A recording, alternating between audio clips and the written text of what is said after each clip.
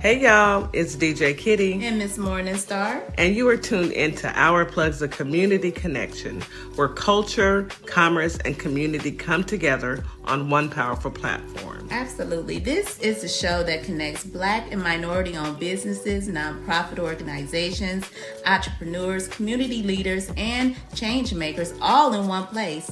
We don't just talk, we build, we uplift, and we plug you into the resources that help our community grow. Yep. From business ownership and financial empowerment to mental health, education, arts, culture, and justice. This is a space where real conversations meet real solutions. I know that's right. So wherever you're listening, whether it's from home, at work, or on the move, stay locked in because you're officially plugged into Our Plugs, the community connection. Now let's get into today's show.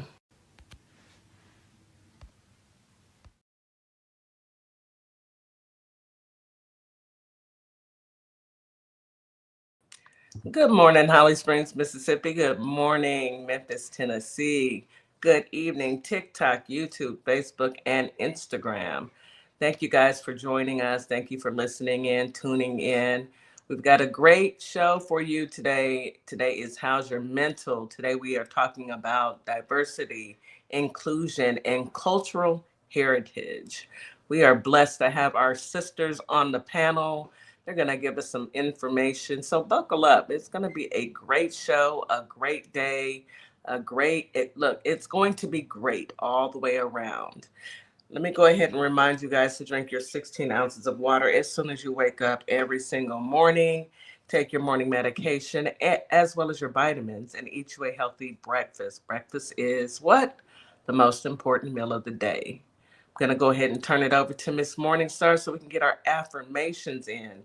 God knows we need them. Come on, sis. Come off mute and give us some affirmations. They come around so quick. You fly through that introduction. Well, what's up, everybody? Happy Wednesday, hump day. We are there. Almost there, y'all. Hump day. Whew. So today's affirmations, we're going to talk about being kind to ourselves. And I wanted to talk about being kind to yourself because I am personally very hard and critical of my own self. So I've been told that I need to be more kind to myself. So I'm going to take that advice, but I'm also going to use an affirmation to help other people who suffer through that, right? So self-kindness affirmations are short, positive phrases designed to replace your inner critic with a supportive voice.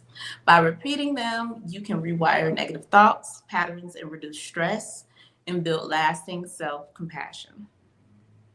You deserve your own love. So with your own kindness, your own forgiveness, you are the only person who will always be with you. Ain't that the truth? So it's important that a person be encouraging, loving company of yourself. So here are some affirmations I came across, guys. I'm going to read them off and jot them down, use them. But hopefully it'll encourage somebody to be kind to yourself, love on yourself a little bit more. For releasing perfectionism, some of us want to go to be perfect. It just is. Say these things. I'm doing the best I can, and that is enough. I cannot be perfect, and I don't need to be. I release the pressure to make the perfect decision. My worth is not defined by my productivity or my achievements. For treating yourself like a friend. I choose to offer myself the same grace and patience I give others. I replace my inner critic with my biggest supporter. I deserve the same love and kindness that I freely give to those I care about. For mistakes and growth. I forgive myself for my mistakes. They prove I am learning and growing. I am a work in progress, and it is okay not to have everything figured out. Just because I have negative thoughts does not mean it's true. And finally, 4 tough days. May I be gentle with myself during difficult moments. These feelings are temporary, and I will take a moment, and I will take a moment to care for myself. And finally, I accept myself exactly as I am today. I like all of that. So, yes, I do too. So if you're hard on yourself, if you give yourself a break, y'all. We are human. And Mhm. at the end of the day, we are going to make mistakes daily, but it's okay. It's okay. It is okay. Give yourself grace. No one is perfect. Only Jesus Christ was the perfect one. That's Everyone else, it. we're just trying to make it every single day. And I have to remind my little people in my life that social media, they're only showing you the good parts. Yes. And if you're only seeing, a person post, they're not going to post when things are bad. They're not going to share their lives. So, know that it's okay. It's okay to not be perfect. No one can be perfect. You can just try to be good. Yep. It's not even hard. Just try to be good. Thank you, Miss Morningstar, that for a good reminder to love yourself. Yeah. Stop beating yourself up. Life is hard enough. All right, let's get into this weather. It's really simple. Hot. And that is your weather for today. Hot, hot, Sweltering sweltering. hot. It is Yes. ridiculous We hot. have stepped into Hades, okay? Yes. Yeah. Yeah. Holly Springs, you got a bit, and Memphis, you got a bit of a break. Today, you have Lucky a high of y'all. 89. I know I'm jealous. A low of 72 feels like 97 during the day, 81 at night, with a 15% chance of rain. Winds out of the northeast at 10 to 15 miles per hour. It's going to be cloudy today, a little overcast, but it's still just hot. But you're not in the 100s for once. And humidity is high all day and all evening. Drink plenty of water. Memphis, Tennessee, today you have a high of 90, a low of 72. Feels like 96 during the day, 82 at night with a 5% chance of rain. Winds out of the northeast at 10 to 15 miles per hour. It's going to be sunny all day and hot. Humidity will be high all day, all evening. Buckle up, Houston, H-Town. We have a high today of 102 degrees, a low of 82. Feels like 115 degrees during the day and the afternoon and evening. At night, feels like temperatures 89 degrees, so 90 degrees at night, with a 6% chance of rain. Winds out of the northwest at 5 to 10 miles per hour. Forecast is hot, and humidity is moderate during the day, high at night. It is going to be a very hot day. It is imperative that you drink plenty of water. I'm a coffee drinker, I'm a coffee lover. I get drinking coffee, but coffee actually dehydrates you. So after I finish drinking a cup of coffee, I down at least 16 ounces. Do I go to the restroom quite often? Absolutely, because I drink water all day. You're Mhm. supposed to cleanse your body. You're supposed to replenish your water, especially if you're sweating, you've been working out, you don't even have to work out. All you got to do is walk outside. It is hot. So please, folks, take it from your girl. Drink your water. And let's get into this news that you can use, okay? Big Bertha is on her way, baby. Do y'all know who Big Bertha is? Miss Morningstar, have you heard of Big Bertha? I heard she trying to sneak her butt through here. She I'm gonna she's need on her to her go way. find some business. I'm gonna need her to make an about face and go I back where know you what came to do, from. ma'am. You're not welcome here. Do you Mm-mm. even go here? Let me get into it. Tropical Storm Bertha, aka Big Bertha, is forecasted to track near the northern Gulf Coast over the coming days, bringing heavy rainfall, coastal flooding, and potentially life threatening storms. Surges are expected through Florida, Alabama, Mississippi, and Louisiana, according to the National Hurricane Center, NHC. Um, it looks like it's projected to hit Florida and then come this way. I'm hoping that it dissipates before it gets to Texas. But our families in Louisiana, Mississippi, Alabama, and Florida, please be cautious. Get to higher grounds. If you are in a low lying area, please, there's nothing more important than your life. You can replace everything else except your life. Get Yeah. out of the path of the storm, please. And don't wait until the storm hits. Take you a mini vacation, pack up you and the kids, and y'all just drive up north. That's it. It's that easy. And I know a lot of people say, well, I can't afford it. You know what? If you can afford to go out, you can afford to party, please afford to have your life. Because Big Bertha, it looks like she's not playing with anybody. So please be cautious. All right. Yeah. What news? What other news? Because things happen every day. I heard Pete Kegsbreath is asking for folks' phones. I heard I that would give somebody my doggone phone. because they was How old am I? 16? Because they was talking about him. That So would be the day him that I feeling hurt. That would be the He day want to that I know. quit. He want to know who been talking about him. That would be the day that I quit. Crybaby. You got to go. You ain't my friend no more. I mean, they are awesome. I mean, these are the softest people. Sherman, okay?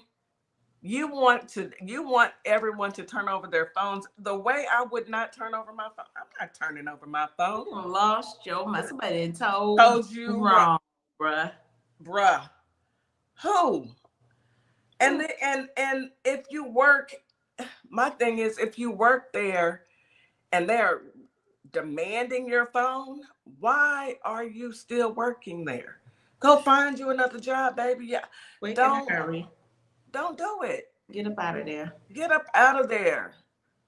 You have a right to your privacy. No one has a right. No employer has a right to your personal data. That's none of their business. It's not. It's ridiculous. I mean, every day, you already know. I think he had some type of hearing today, too. And I heard it didn't go well. I heard it, yesterday. I heard it did not go well. I haven't read anything up on it, but, what you expect from a person who's drunk?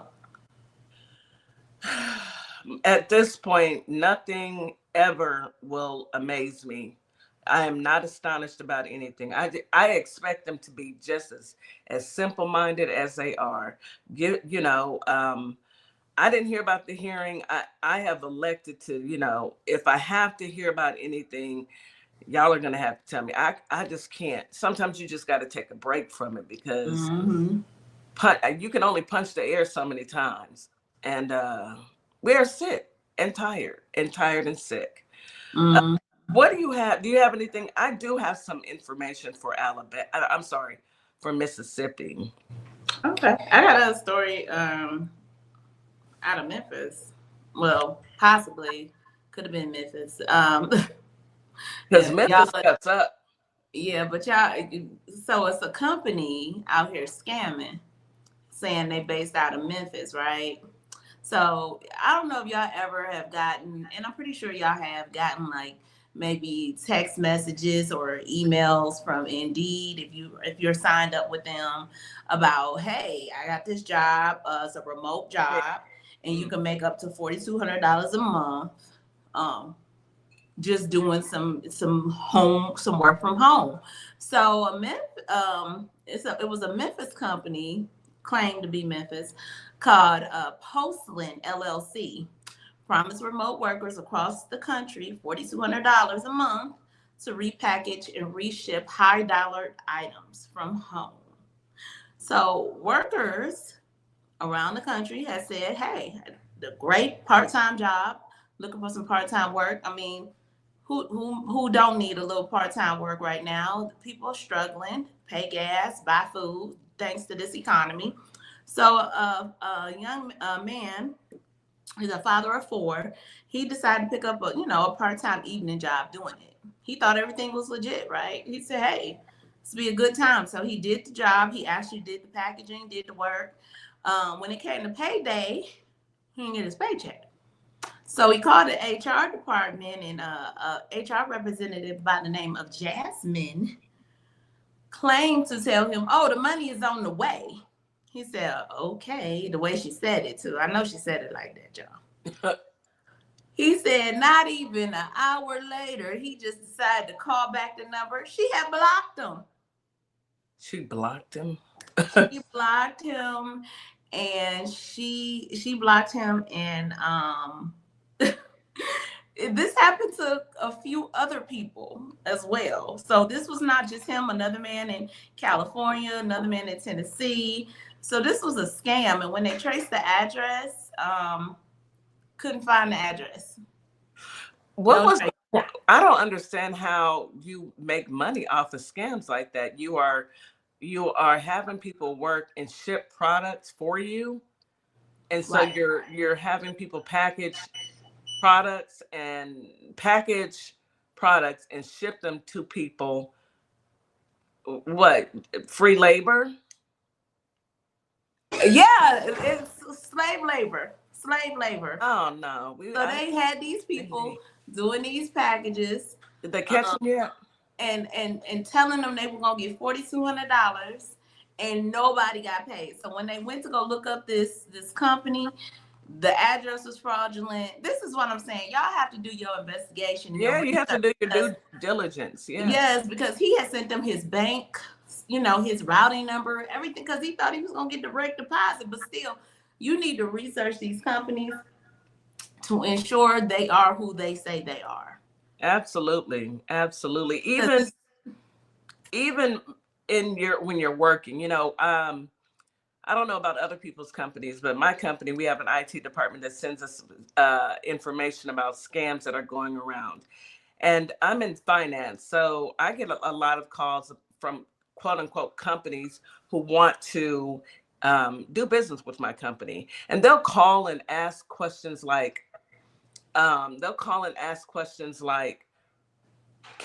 we'd like to get your receivables, and we'd like to do third-party collections with you. Can you tell me how your company's structured?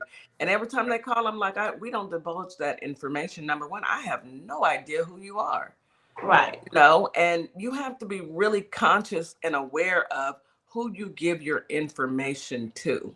Yes. When people get a hold to your bank account information, they can create all kinds of stuff. I'm not going to give anybody tips, but all kinds of things can be done.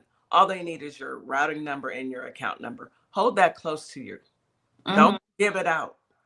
And if you do I hate giving my card out when I go to a restaurant. I hate giving them my card and they won't. I promise you, I have gotten to the point, like, I'd rather go get a prepaid card and load money on it. Because even when I travel, because these scammers, it's just too many out here doing too many things, and they're slick. And like, this was a vulnerable moment. They know people are looking for, Cash App cards are good to use too. They know people are out here trying to, make a living, make ends meet. And the little simple things, like, and then they took their time out to do this job and then didn't even get paid. Yeah. Unfortunately, when I was getting back into the workforce, there were a lot of scams. There was a lot of companies saying, like, even on LinkedIn, even on Glassdoor, so many fraudulent companies, that what I would do is I did the research to see if it was an actual company. So all you have to do is a Google search. And see where that company is and call them. When I called, I would call and say, are you hiring for this? I just received it. And there were so many people that I called and they were like, no, that's a scam. Thank you for letting us know. No, that's a scam. Wow. So you have to actually call. Don't call the number that they tell you to call. Do a Google search and find the actual company and see if there truly is a job, if there truly is a position. I hate this for people, but this is where we're at.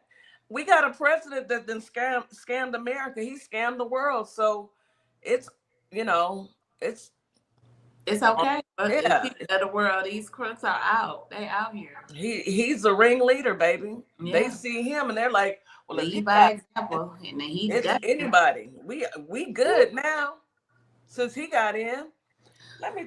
I got one more. Go ahead. Health alert for Shelby County and Memphis. So the measles. Not again. The measles. Yeah, Shelby County Health Department is alerting the public to the county's first reported cases of measles for 2026. So health officials say that it's the first case reported in Shelby County this year. The risk is believed to be low, but I'm still telling y'all, get vaccinated, do what you got to do, make sure your kids is vaccinated. You know, we know that this was not a problem until Frumpy and deep throat. Okay. What you calling? What you calling, sis? The Kennedy deep throat. Okay. Kennedy. He get on my nerves. We ain't talked about him in a long time. I don't even want to bring deep throat. But this is the third measles case in Tennessee this year. Measles case reported in Tennessee this year. One case was reported in Nashville last week. The other was in Middle Tennessee on July 11th. So that's not a lot, but it's enough. And it's when it's in your county, it's enough to be concerned to the point where y'all want to make sure your kids is vaccinated, up to date on the shots. And I can't even look at the comments on TikTok. Y'all are deep throat. Don't stop saying it, Miss Morningstar. You're not helping the cause. He gonna get y'all in trouble. But that was it. That was my health alert from my family in Memphis. You know. Right, Maud. Right. Let's take a break.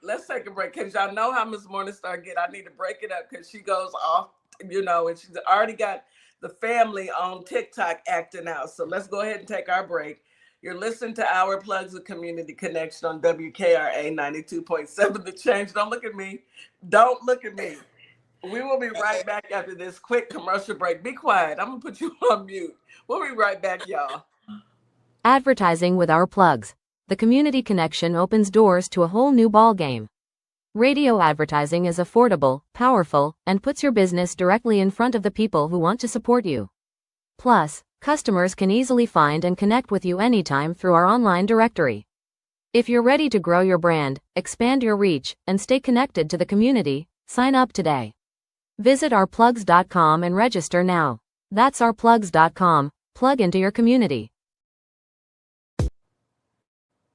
Life can be overwhelming, but you don't have to face it alone. Join us for honest conversations about mental health, healing, relationships, self-care, and everyday challenges that we all face. No judgment, just real conversation, real people, and practical tools to help you heal, grow, and thrive, because your mental health matters, and so do you. Join MrsJack and Counselor Nikki Tuesdays, 6:30 p.m. Central Standard Time, 7:30 p.m. Eastern Standard Time on all Our Plugs social media platforms and on WKRA The Change Radio, 9 a.m. on Wednesday. Welcome to a world that sparkles. You have found your one-stop shop. Sparklekix has everything to outfit you from head to toe. Well, not everything, but close. From crochet hats, to sassy tees, to our custom blinged-out Crocs and sneakers, we have it all. You can even customize your home with our resin art. Whether it's a custom set of coasters or K-cup holder, handmade dominoes, or your kid's very own custom tic-tac-toe board, we are here for you. We are located on Etsy, Our Plugs LLC, and the TikTok shop. Mommy-daughter duo, Counselor Nikki and Addie, want to welcome you to the Sparkleverse, where every child has a light that is uniquely their own. Through heartwarming adventures like in Addison Sparkle, unforgettable characters and everyday moments like in Kai Finds a Spark, children learn bravery, resilience, and the power of believing in themselves. Find us at CompassionCreationsPress.com and at OurPlugs.com. Hope we help you find your sparkle. Hello, my name is Sheila Carter, the founder of our nonprofit, Carter's Caring Hands. And what Carter Caring Hands does, we help families keep food on their tables here in the Michigan area. If you'd like to support us, go to CartersCaringHands.com or Our Plugs, OurPlugs.com. Donate whatever you can, because every penny counts, every dollar folds, and together, you and I can uphold the dignity in the communities we serve. Thank you. Boss Fashion is finally here at Morningstar Boutique by Tam. From soft, cozy sweaters to stylish cardigans, whether you're heading to work, brunch, or date night, we have the perfect look waiting for you. Check us out at ourplugs.com. for your style needs, where style meets confidence. And we are back. You are listening to Our Plugs, the Community Connection on WKRA 92.7. The Change. I wanted to get into this story really quickly.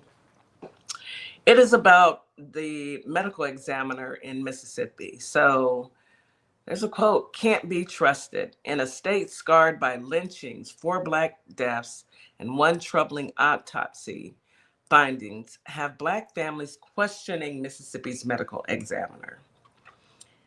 In a state with a long history of lynching and racial injustice, advocates are raising concerns about Mississippi's chief medical examiner and her rulings in several deaths involving Black residents in recent years.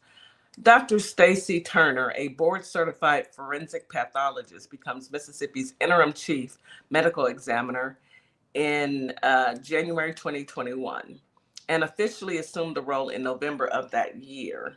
Over the past week, activists have accused Turner of obscuring the truth in deaths of Nolan Xavier Wells, Damian Cameron,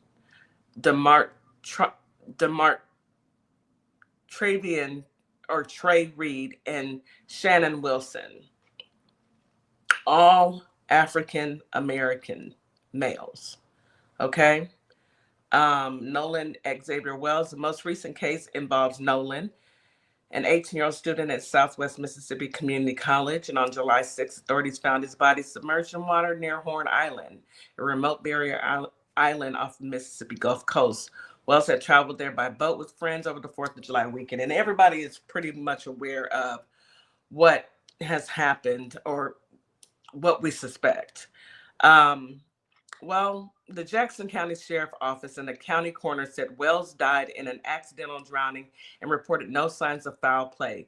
However, Turner's office conducted an autopsy on July 7th, and those results remain pending.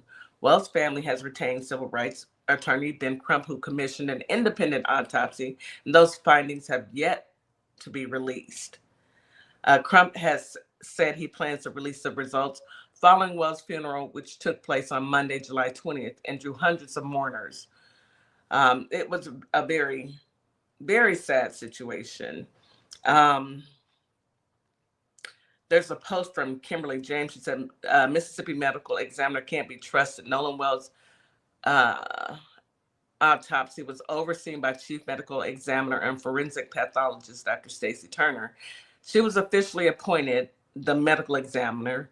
However, during this time, she has been accused of mishandling 3 high-profile cases, specifically those involving us and when the person of interest are them. It's all. I'm not gonna say it's always the case, but sounds right, Kitty. Right. It sounds. If it continues to happen, it and it only, she's been questioned about, like that poster said, when it's us and it involves one of them, they need to look at that. In July 2021, Turner investigated the death of Damian Cameron, a 29-year-old Black man who died after Rankin County Sheriff's deputy violently arrested him. How do you get violently arrested? How do you get arrested violently? How?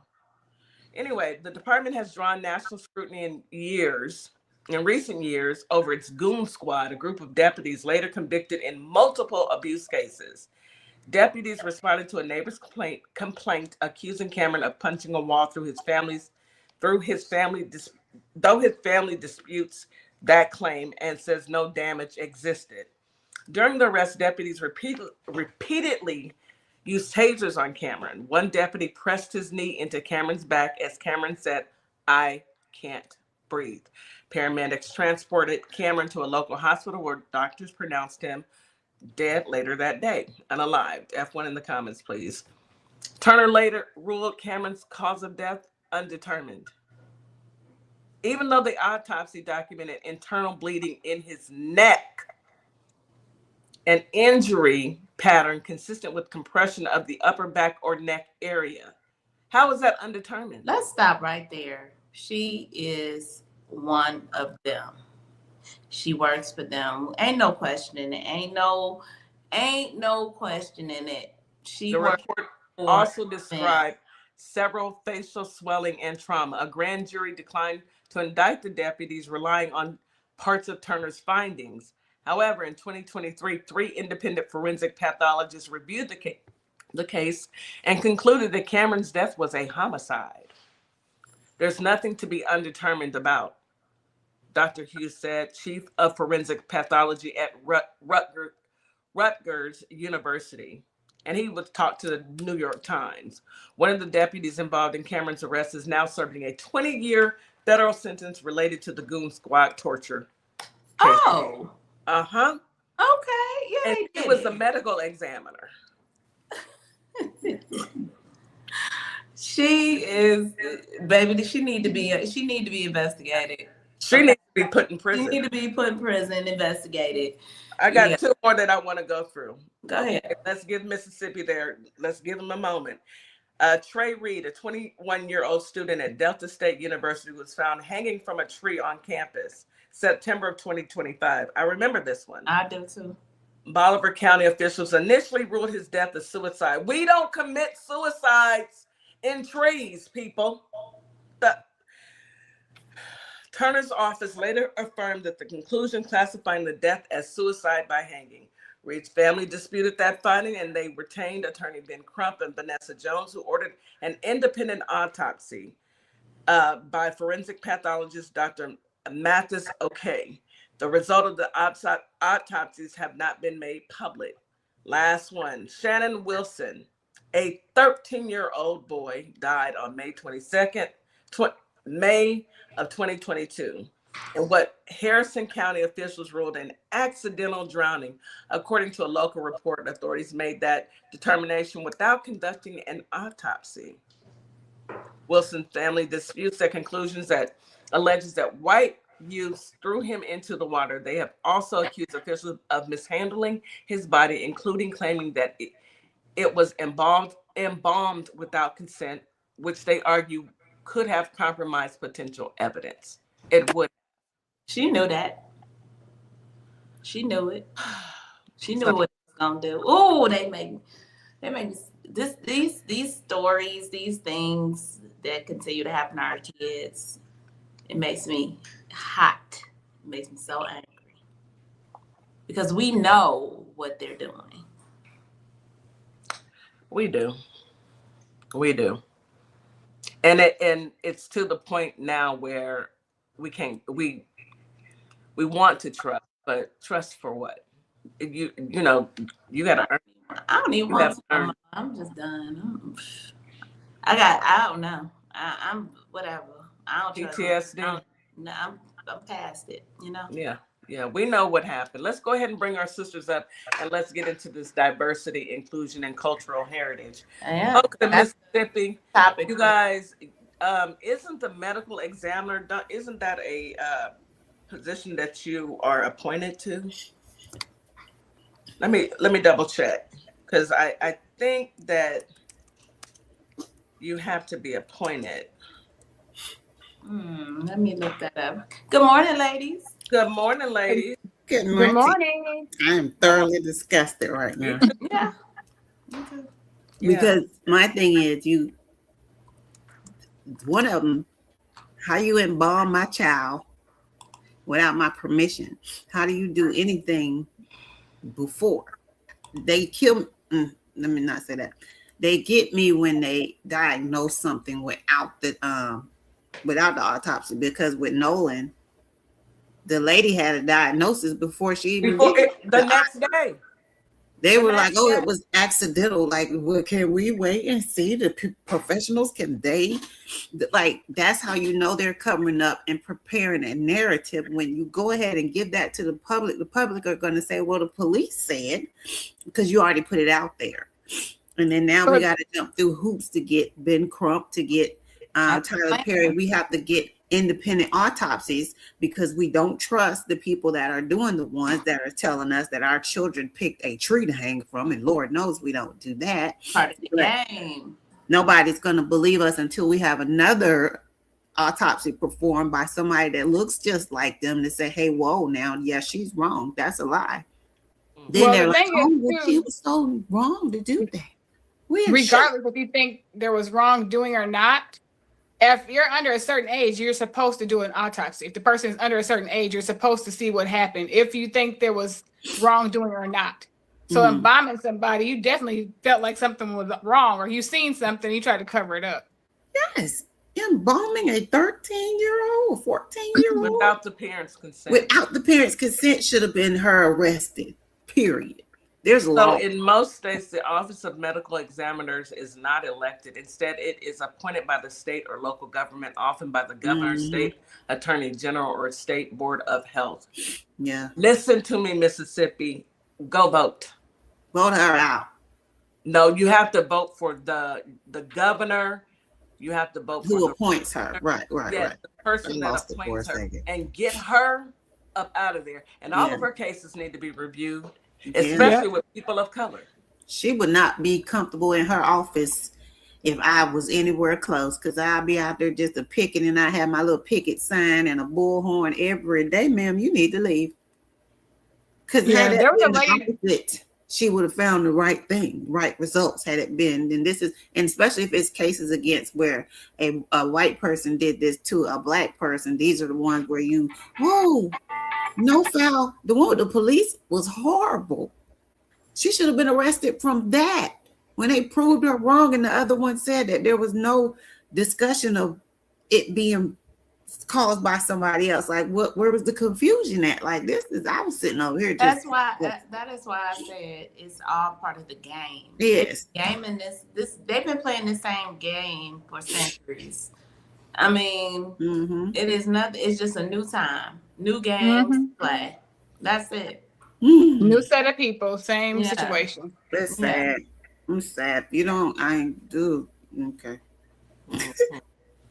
That really, because we were talking about Nolan, and then there's people that are upset that Nolan his family has a GoFundMe. And what's wild to me is they will raise money for the most racist people in the world to do something crazy, and nobody has a problem with that. But right now they're like, oh, Ben Crump and Dr. Reverend, whatever. I don't even listen to them because they are so irrelevant. I don't. If you got a problem with somebody, dumb stuff. Pick and choose who you're going to support, and if you don't want to support it, then don't. It's not your money. It ain't your money. There you go, pocket watching and trying to tell folks what to do. Because they didn't want him to afford to get an autopsy. That's what it is. They hoping that we're not going to be able to go and look any further. Them they going down. I see that one happening in our favor because there's too many things that they're trying to cover up. And I think the parents would want their child not to GoFundMe. If they had a choice, I think they would want their son. Hello. Ain't nobody getting rich off of GoFundMe because something happened to their child. I think they want their child. That's had a child in the freaking GoFundMe. And then they get mad that people are donating money. Y'all do it with your people. Let us do it. Let them stay mad. I don't. They gonna stay mad. I mean, they gonna stay mad anyway. They mad. They mad that we exist. They wake up mad. Yes, exactly that right there. So, what's really telling is I'm looking at TikTok, and our family and friends on TikTok are throwing up all state. They're putting up states that are, bad as well. It's every state in this country. Everywhere. We don't have a safe state in this country, not one. Not one, unfortunately. Anyway, let's get into our topic. I just wanted to bring that to Mississippi's attention. You guys stay diligent. Don't let them get away. We're going to continue to stay diligent. And this lady, this broad, this chick, I'm going to leave it at that because I don't want to get put off the air. All right, y'all. Start early voting. If early voting is open, start. We're early voting here now, and I'm going to go get my vote on. Start voting now so that they can't say your vote does not count or they can't make, problems for you. Or before they try to do something with the SAVE Act. Y'all go ahead and early vote. That way you don't have to stand in lines and you don't have to deal with what I feel like. These are just my views, what I feel like they're trying to plan to do to disrupt the elections. Go ahead and get it out the way. Go early. That's what I did. And go often. Go early and often. Don't miss it.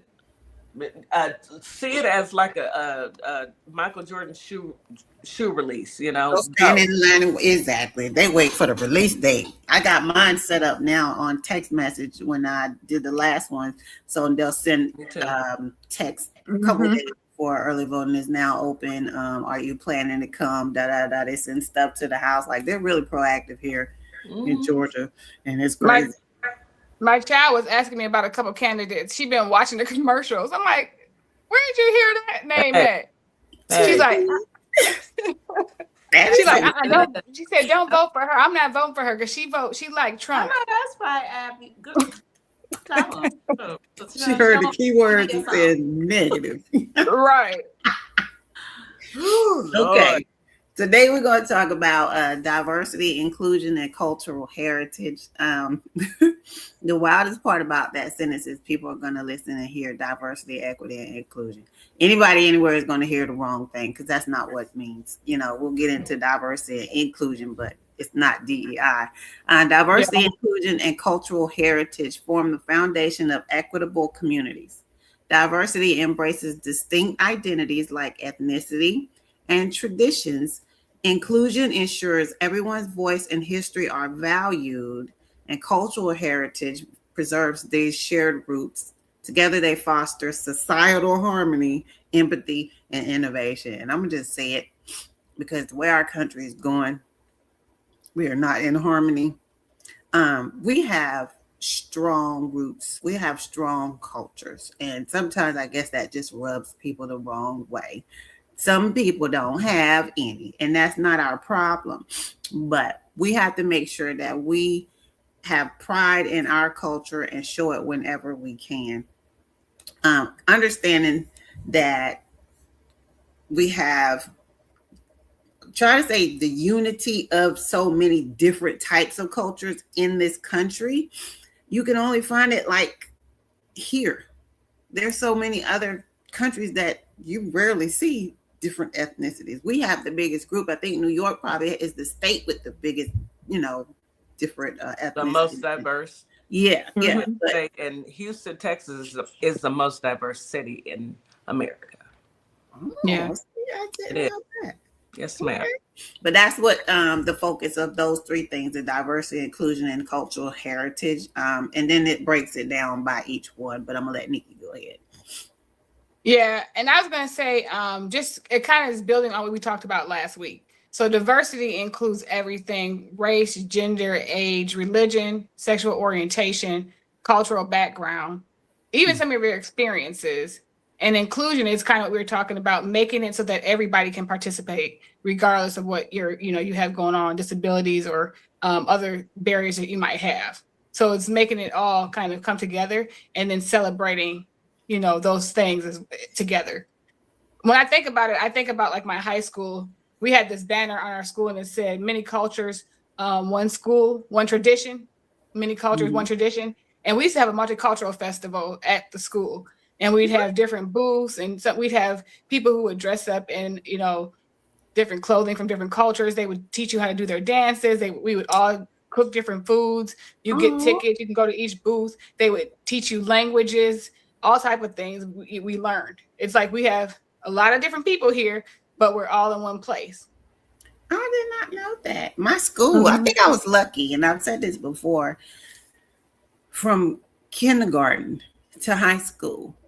And I live in North Carolina in like a little rural town where the elementary school, the middle school, and the high school are within 2 miles of each other. But from the jump, I grew up with, we had like 10, 15 different ethnicities in my school, and we learned to grow with them. So it was not a whole lot of, feeling like it's just an all black school or just, you may see a few there. No, it was interracial, very interracial. And I feel like that helped me be able to learn and get along with other people and learn things about other people's culture, because we didn't have anything like y'all did. That would be amazing. Hopefully they do something like that now, just learning about other people's culture. I think if you take time to learn where somebody comes from and what people's traditions are, then we would stop some of this discrimination. Right. People are scared of new things. I understand that. Some people are scared of new foods. I have my family, my aunt, I promise you that lady only eats shrimp. She's scared of crab. She's scared of all kind of shellfish. She's like, oh, it's creepy crawly. I don't like it.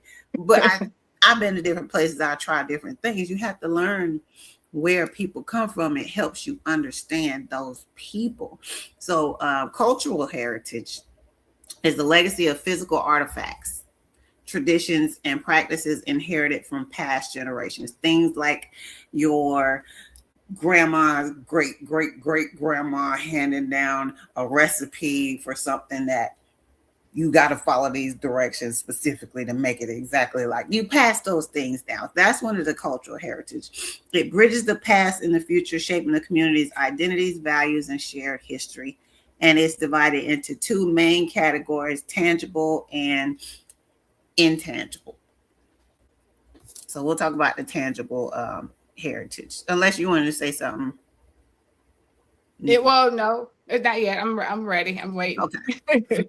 We'll talk about the tangible cultural heritage. Consists of physical artifacts and sites that can be stored or physically touched, like a recipe card, or like a quilt. Like your grandma or somebody had a quilt that you passed down from generation. Tangibles are actual things, right? Right. Somebody says immovable heritage, historical buildings, most of the African American history museums or the Holocaust museums, things like that. Monuments, archaeological sites, the pyramids, the Colosseums in Italy. And movable heritage, paintings, sculptures, manuscripts, coins, and artifacts. Those are called tangible cultural heritage. And then intangible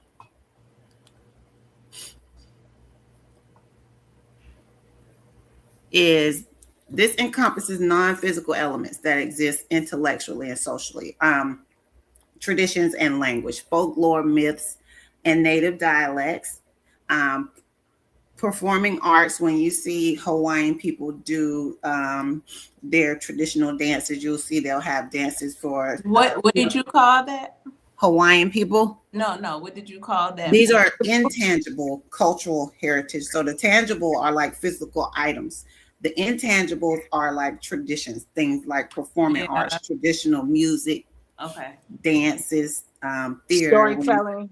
It's good to know that, because like when we go on these cruises, me and Kitty was just talking about that, really? On these cruises, and when you go to different islands and you visit different places with culture, they usually have performers who are dancing and or doing things or making things in their native country and things like that. So to know the name of it, because I enjoy that part of going to different places where you can vibe out and listen to the music and dance with them, and it kind of brings you to a different place where you can feel like you're inclusive with what they're teaching you. They're teaching you their culture, and that's why I'm so blown away by these people who fight against diversity. They don't want to learn. They don't want to learn. They only think that they're the only things. They think they know. Yes, they think they were born. They ain't got no culture. Them. They don't have one. When you don't have something that you can teach people, you don't want other people to show the things that they have. That has to be a dark place. Culture. Just like you were saying. Imagine going to another country and you see the children doing a little dance and they're teaching it to you and pull you out of the crowd and come on, let's do this, let's do that. You see an old lady sitting on the side and she's weaving a basket or something in their traditional colors and things like that. That we are intrigued by those things because we like life, we like colors, we like fun, we like people. I think most people would be, though, right? If they were introduced to it, instead of being enclosed and in a bubble, to think that only you exist in this world. But that's the problem that I feel like we have sometimes. Well, not just as Americans that they have sometimes is they go to these other countries and we expect everybody to speak English. I'm not going to take the time to learn what your language is. You need to speak English, and I want things done this way. This is how we do it there. How come you guys don't do it here? And that irritates me so bad when I go out of the country and I go on cruises or I go somewhere and people are acting like that. I'm like, I get so embarrassed. Well, You know, let's like, just call it what it is. It's not Racist. all people. Y'all know who it is, and that's why the Mexican government, as well as the Mexican people, have said we don't want y'all over here because y'all don't know how to act. Y'all 'Cause they come over here came over trying to there. tell us what to do. They went over there and told them people that they have in American music. Like, why are y'all? They was why did you complaining. go there? Why? Just stay Why you in don't Alabama. go here? This is Misery. our music, our culture. Because what we would have been doing was dancing. Right. Didn't have to understand a word. But the caveat behind them saying that is, but you want to eat our cultural food. Oh, yes. You want to come and emulate our cultural dancing here in the United States, in America. Hairstyles. Everything. Assimilate. Why don't y'all assimilate to us when you come here? What do you have?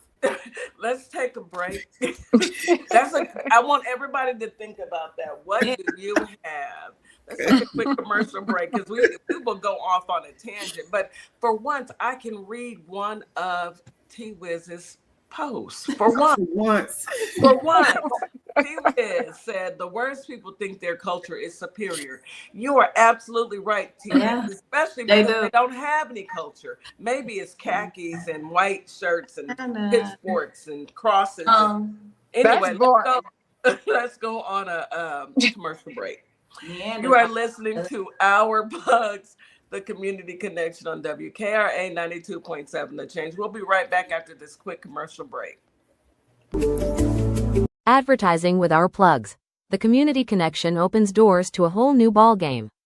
Radio advertising is affordable, powerful, and puts your business directly in front of the people who want to support you. Plus, customers can easily find and connect with you anytime through our online directory. If you're ready to grow your brand, expand your reach, and stay connected to the community, sign up today. Visit ourplugs.com and register now. That's ourplugs.com. Plug into your community.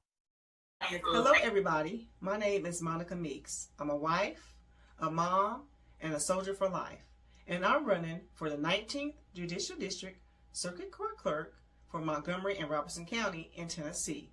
I am so grateful for Our Plug LLC for giving me an opportunity to share my platform and explain why I'm running for office. Early voting is July 17th. Hey, y'all. Hi, everyone. I'm Mara Keller, retired Army Lieutenant Colonel and candidate for Congress in Georgia's 3rd District. Now, I'm running because too many decisions in Washington are being made without listening to the people that they affect, whether it's public safety, veterans care, education, or protecting our constitutional rights. These aren't partisan issues. If you believe our government should work for everyday Americans and not special interests, I invite you to stand with us. Your donations help keep this grassroots campaign people-powered. Every donation fuels our voter outreach, ads, and our shared fight for a better Georgia. Visit marakeller.com to donate today. Let's finally serve the people who send us to Washington. And a huge thanks to DJ Kitty Cat 50 for the energy and the spotlight. Let's keep pushing. What's up, everybody? Scott Cologne, District Attorney and candidate for the United States Senate for the great state of Mississippi. I had a great time talking about my campaign with the crew at the Community Connection morning radio show. I'm running because Mississippi matters. Our families are paying more for less, and our rural hospitals are under serious threat. I spent my career fighting for my community, and I'll bring that same fight to Washington. Folks in the Holly Springs area and the worldwide should check out our convo and visit cologneforsenate.com because Mississippi matters. Remember, Iran doesn't have a choice in a lot of this because we destroyed so much. And I'll give you a quick math equation. Okay, maybe they do end up getting $20 billion, let's say. Let's say we're still $300 to $500 billion ahead, considering we destroyed their Navy, destroyed their Air Force, destroyed all those nuclear facilities I already spoke about, their steel manufacturing, their drone manufacturing, and so many other things. We destroyed all that and closed their ports. We're pretty far ahead. So we destroyed everything, and we're going to pay them to rebuild it all, pay them to open the strait that was already open for free. And at the same time, people here in the district can't afford to eat, can't afford their health care, and can't afford rent. Got it. If that don't make sense to you either, please consider supporting my campaign. Go to BernardTaylorForCongress.com. Let's bring some change here to Florida. And we are back.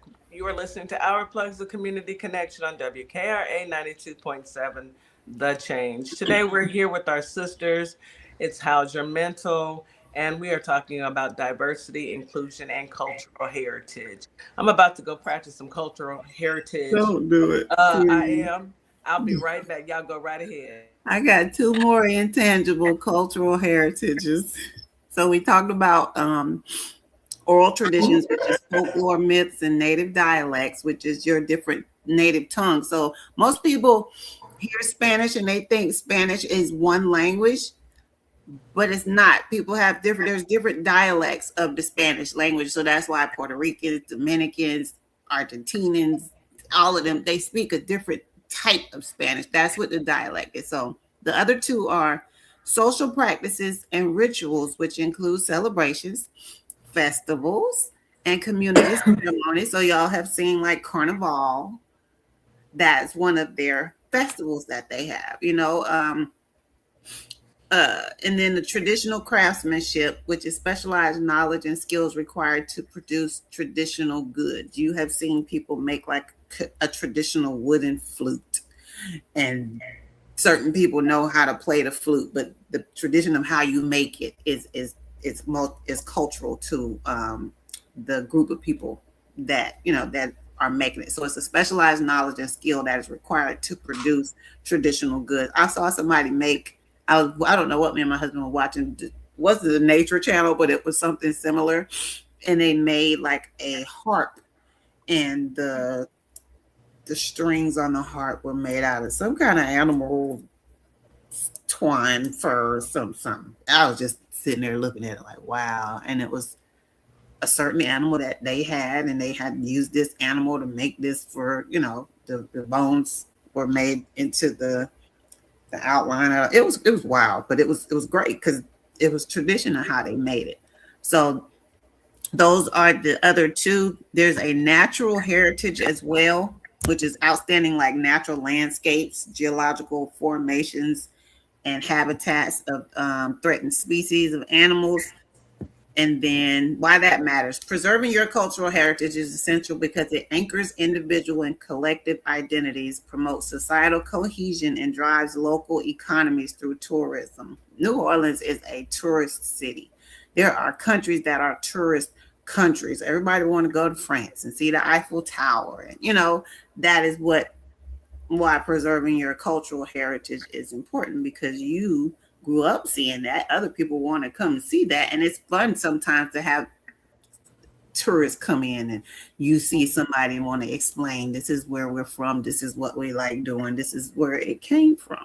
So that's why it matters. Okay. I know that was a lot. And I was going to say, too, the reason why it matters, too, is like, if you think about right now what we're doing, inclusion is supposed to make people feel comfortable being who they are.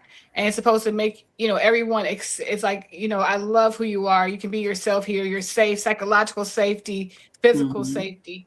That all is a part of inclusion. So what we're seeing a lot right now is like cultural erasure, right?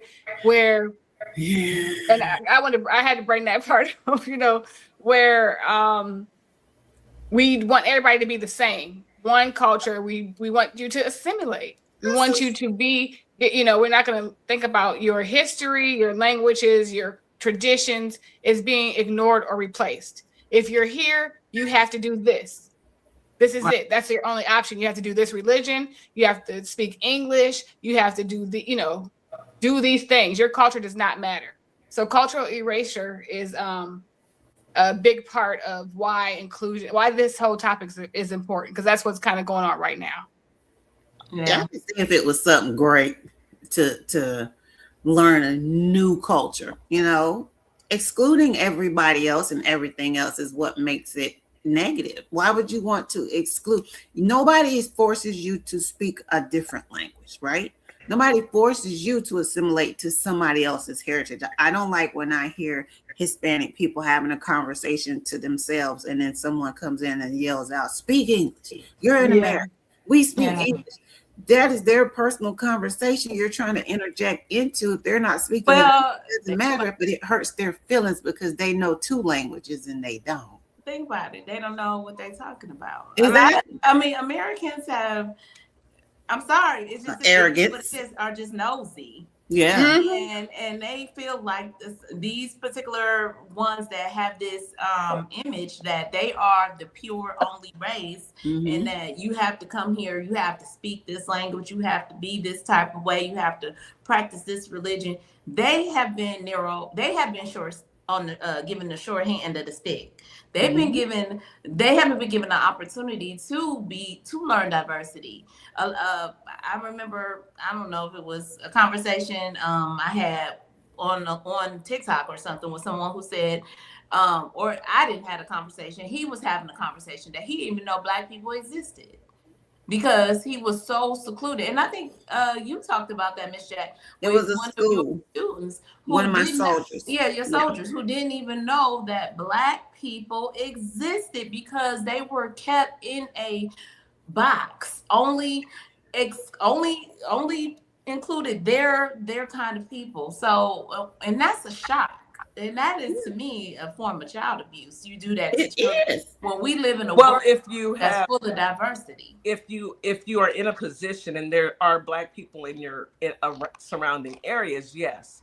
But when we lived in Germany, there would be people walking up to us. And remember, this was in the 70s, who had never seen Black people. I get that too. And they might have seen them on TV, or they might have seen them on a magazine or something like that. But not in real life. Right. So my soldier, his whole school, he grew up and only went to all white schools. He said it's not that he didn't know Black people existed. That's what happened when I went to Korea. That's how they treated me in Korea, because this was 1994 and I was tall and I had braids and they were looking at me like a foreigner, just But my soldier said that he grew up and went to all white schools. His parents told him all Black people were bad, and he didn't realize that we weren't until he got with us. So it's both of those 2 things together. It's just how they're taught as children. It's wild. But when I went to Case, get my master's, they had to add in a cultural diversity orientation. During orientation, we had to take cultural diversity classes because there were people who said they never interacted or seen Black people. And I guess they had some incidents before I went there. Case? Yes. What? In the middle of Cleveland, Ohio. Wow. Exactly. There were people who came from other places, and they wanted to do cultural diversity, so they could be comfortable where they were at. Look, right around the corner from the trap house. Okay. Right, exactly. You know what I'm talking about, Nikki. They seen them. I do. They saw them not in a position of a therapist. When I say the trap house, all y'all should know exactly what I'm talking about, because what do I call my job? Right. And I used to go do my internship. I used to go from there and walk down the street. Oh my God. Did you really? That's where your internship was? Girl. I'm surprised you made it. Talking to them. And honey, it's something about the medical centers. I see the pattern, the placements of the medical centers. Yes. Always somewhere near the hood. It is. Always. And I guess it's easy access for some of our veterans who might live, but anyway, that's a whole nother story. I'll get off into that topic. Yeah. Wow. But yes, we do have an issue. Nikki. We do have an issue in this country of trying to get people to assimilate to one culture. That's not going to happen. That's not going to happen in the United States. That's just boring. Not ever. Learn something. Open your mind and start listening. Huh? No, I'm just wondering if we had a little delay. Can y'all hear me? I might. Keep going. Oh, okay. Open up your mind and go talk to some people and learn some different cultures. If you can go out and try different foods, then you can go out and talk to different people and listen to a little bit of culture. But I don't know what the resistance is. Nobody should want everybody to look the same. That's not boring. Diverse. Boring. They hate Well, diversity. if I want to say that I'm a part of the dominant culture and we're putting that out there, then I have to make everything that's important to you disappear. I gotta say, oh, we're celebrating Christmas. We're not, and that's it. We're gonna put that holiday on the calendar, and we're not celebrating no more. That they try. Be able to say it. I think that they're doing it now, making such a big push because they know that after the year 2030, that they will be considered the minority in they're terrified. Yeah. And so that's why they're pushing so hard to make it a whites only pie. It's so sad to know. Why would you be so scared of that though? Because they know what they did to us. I mean, because they know they're not as powerful as they try to. You have to put yourself on a pedestal. Everybody else has to be afraid. Everybody else has to, assimilate to what you're saying, do so you can feel like you have power. They know they're losing that. People don't care. People are like, whatever. I'm over here. We'll do our own thing. Right. So if you want to keep a hold of power, you got to make people think that their heritage is not right or something's wrong with it or it doesn't matter. Mm-hmm. But when you're telling us to assimilate, then what? What are we supposed to do when we get to this one? What are we supposed to do? Because you're doing all of our stuff. So what are we doing?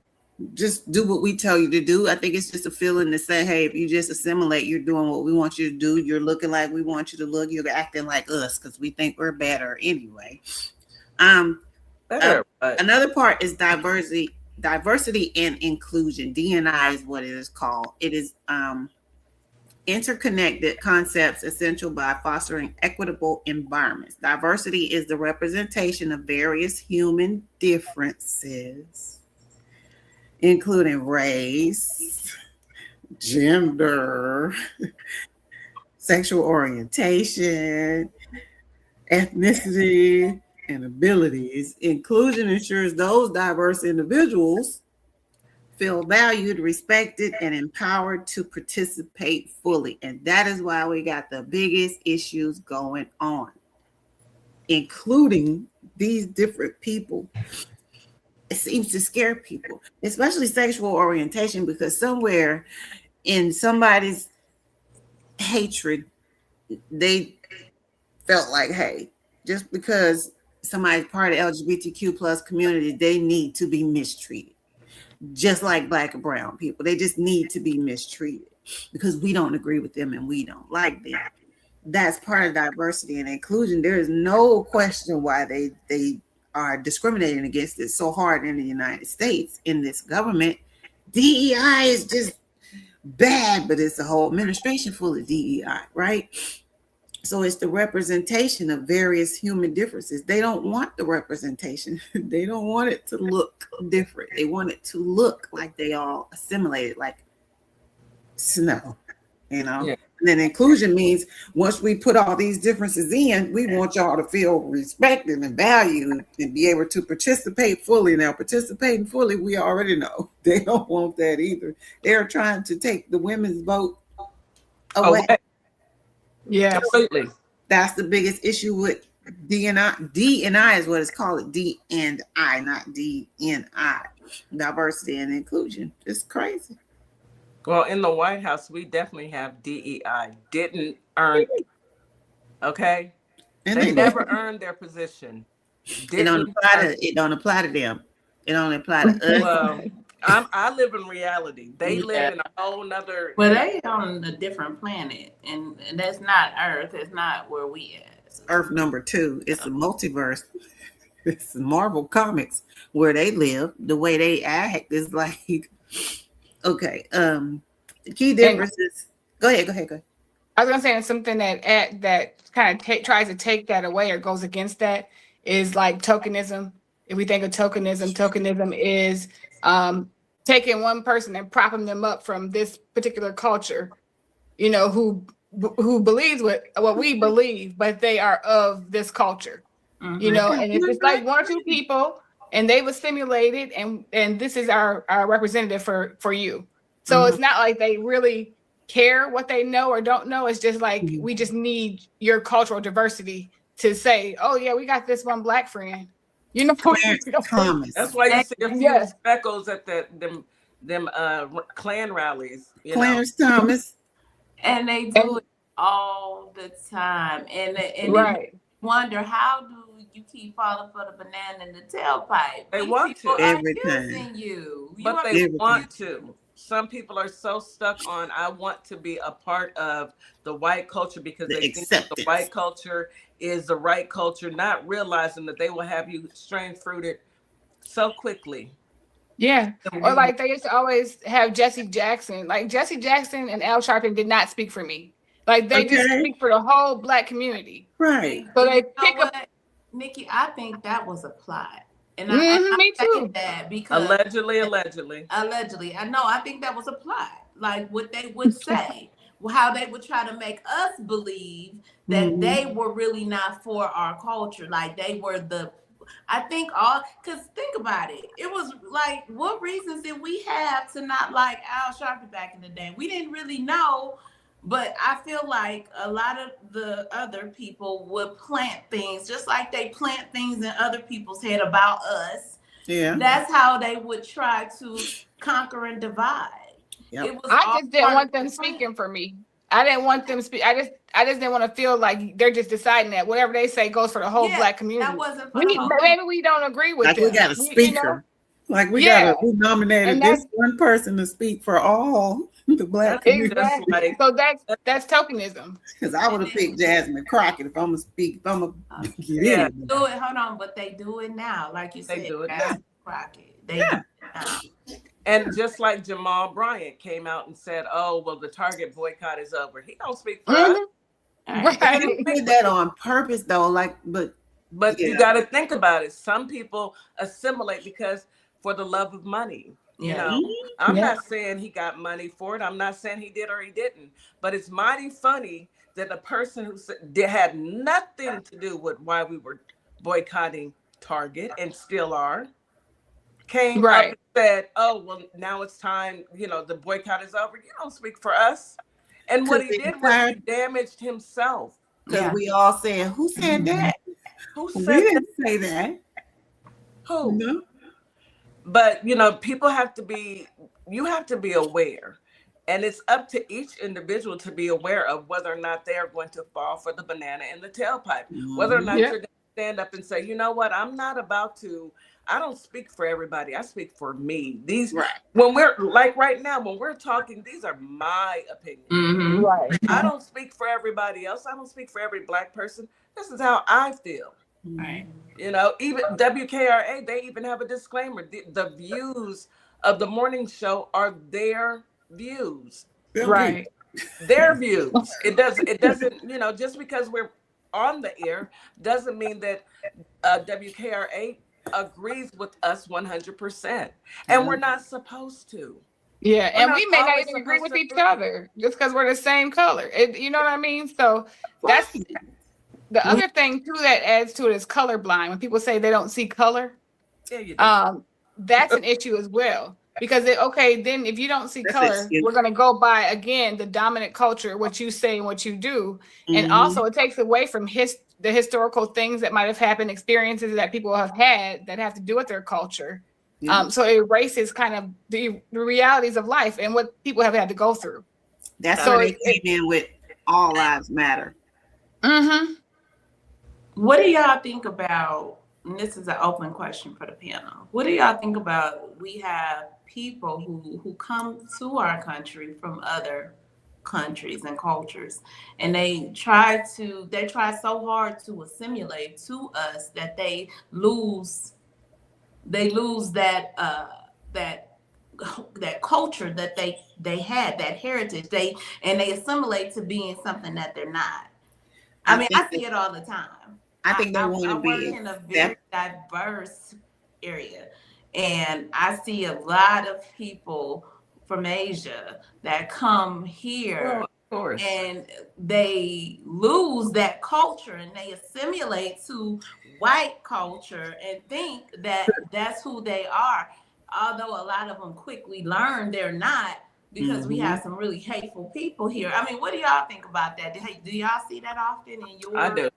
I don't think they lost their culture. I think they do it at home. They just stopped showing it out in the workplace because they want them to feel like they are assimilating so they can make money.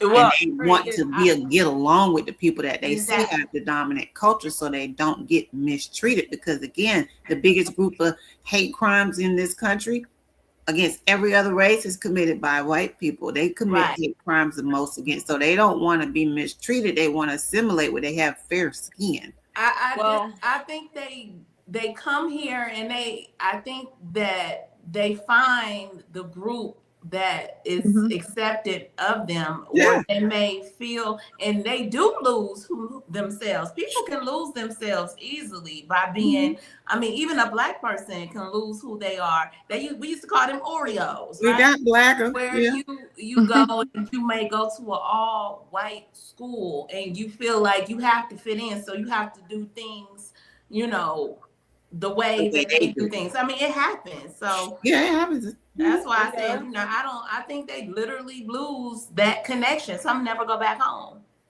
Well, I think that go ahead. No, you go ahead, Nikki. I can wait. I think that they feel like I have to be, you know, in the proximity of power, closest to the dominant culture that's in power. And if I can do that, then I'll be okay. I know when I was in high school, I was talking to someone who had just came into the country. And back then they used to give them 7 years without paying taxes. They used to give them different like SNAP or different housing thing, you know, different things for housing. Yeah, they give them a whole bunch of incentives and stuff. And it's like, if, you know, and they would tell them, don't come here and get mixed up with black people. They're lazy and they're going to bring you down. You have to think about even the Latin community. They have a issue. You can hear even within their culture, they don't want you dating anyone dark. They don't want their kids coming out dark. But at the end of the day, I think that every culture should be waking up right about now and realizing that everything white ain't right. You know, should be. And I have always gone by this one little golden rule. Okay. The things that are not good for you: salt, sugar, bread, people. Anyway, not people. If they can't use your comb, don't bring them home. Don't bring them home. No, but I always think about that because I'm around it so much and I see it. I had supervisors and I used to be like, girl, why you acting like that? Because baby, when they tell everybody to get on the boat, you're going to be right next to me strapping in. Quit playing with me. Stop acting like you somebody you not. Yeah, but some people have to get there though, Miss Morningstar. Most people are trying to get by. Get along, just get along. It's self-preservation. It's all about preservation. Yeah, it's self-preservation. If I'm going to make it here, I gotta be this way.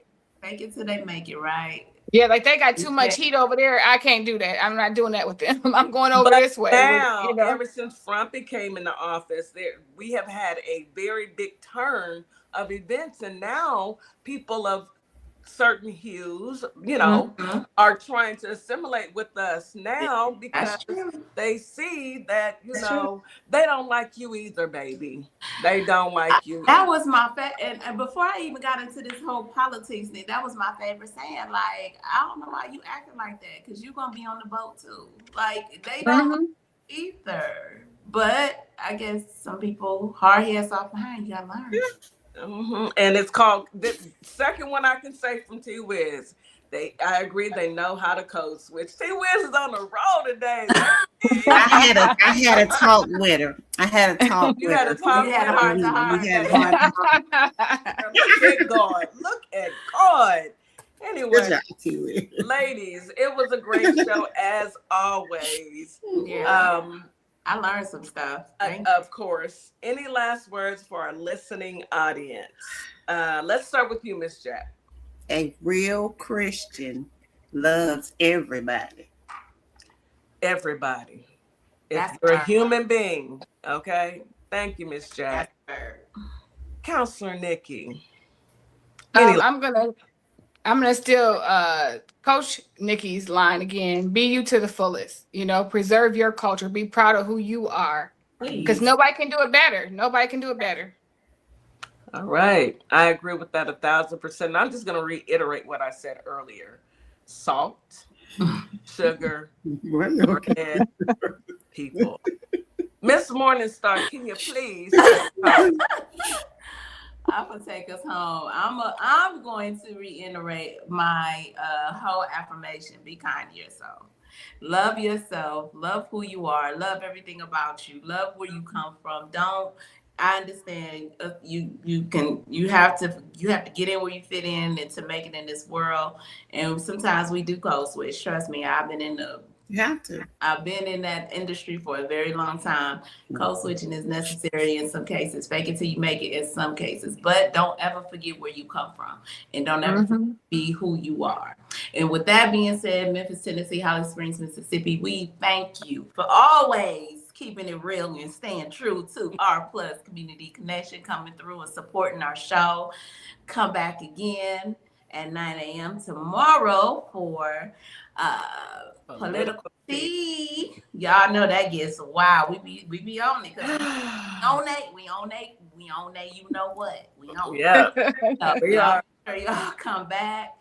And we appreciate each and every one of you. WKRA, TikTok, Facebook, Instagram, YT, all of the things. Thank you, ladies. Y'all always give us some good information. I learned a lot today. And I hope you guys did too. We'll see y'all tomorrow. Bye. As we wrap up today's show, we want to thank each and every one of you for tuning in, tapping in, and staying connected to your community. Remember, this platform exists to uplift Black-owned businesses, nonprofits, creatives, and community leaders who are doing the work that moves us forward. Make sure you support today's guests. Share the show. Stay plugged into our plugs because when we support each other, we all rise. Until next time, keep believing, keep building, and keep shining. You've got this. You've been listening to Our Plugs, the community connection where communities meet opportunity. We'll see you next time.